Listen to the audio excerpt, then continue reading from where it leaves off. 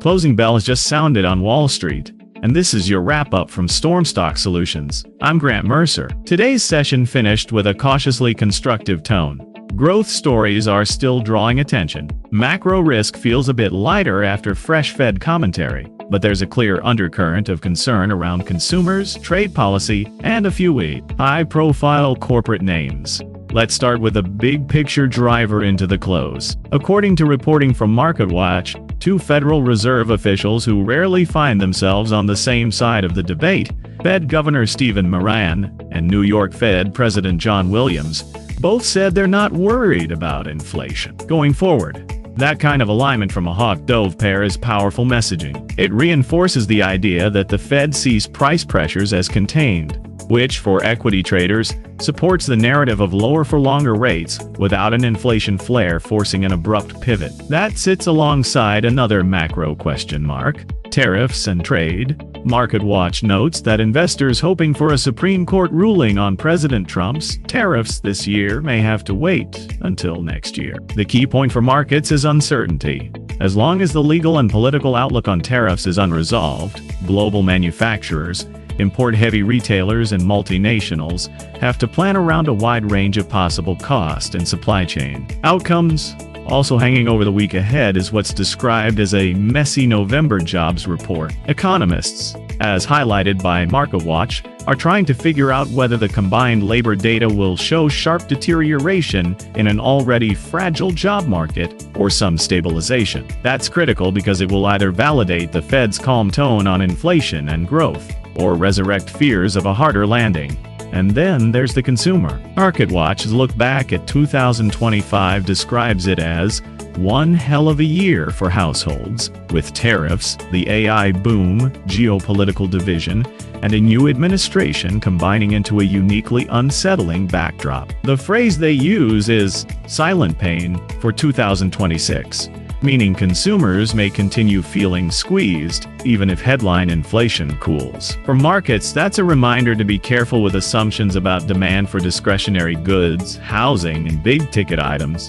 On the upside, one area that did capture the market's imagination today was the long-tail tech opportunity set. A fresh MarketWatch piece lays out how certain big tech names are positioned to benefit from the quantum computing boom. The idea is that as computing power explodes over the next decade, profits could follow for the companies building and integrating that hardware and software. For traders, this isn't about a one-day pop. It's a multi-year theme that could shape where capital rotates within megacap tech. You can add to that an emerging crossover between AI and space. MarketWatch is spotlighting a new craze: orbital data centers.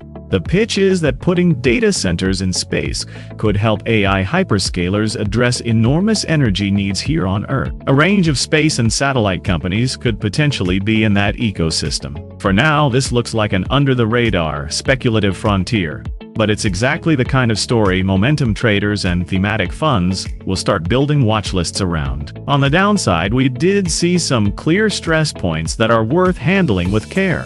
Costco came under pressure after a contrarian analyst call, flagged by MarketWatch, arguing it's time to sell the stock. The concerns: slowing membership trends, stiffer competition from Walmart, and broader demographic shifts, like people delaying starting families. For a name that often trades as a defensive consumer staple, that kind of critique forces investors to ask whether even the strongest retail models are fully insulated from consumer fatigue and silent pain. Enterprise software also showed vulnerability.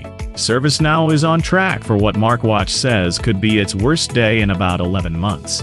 The worry is that the company may lean more heavily on acquisitions to reignite growth. That can raise red flags about dilution, integration risk, and whether organic growth is slowing under the hood. It's another reminder that in a still uncertain macro landscape, the market has little patience for potentially expensive growth experiments, even in high-quality tech names. Away from the indexes and sectors, there was also a quieter story resonating with investors on the personal finance side. A widely read MarketWatch column about children paying rent on parents' investment properties and whether they should still buy out their parents cuts right to the heart of how stretched many families feel. It doesn't move a ticker directly, but it feeds into the same theme. Balance sheets are tight, and decisions about real estate, inheritance, and debt are under more scrutiny than they were during the zero-rate era. Looking ahead to tomorrow, here's what I'll be watching.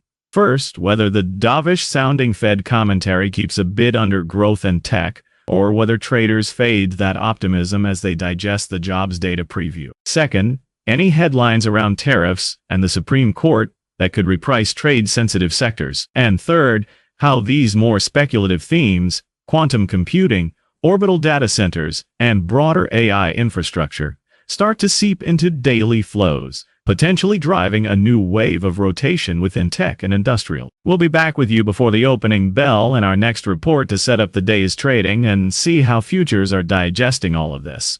Remember, this is information and education, not personalized financial advice. As always, I'll be here to keep clarity through the chaos of these markets. On behalf of Storm Stock Solutions, I'm Grant Mercer. Stay sharp, stay steady.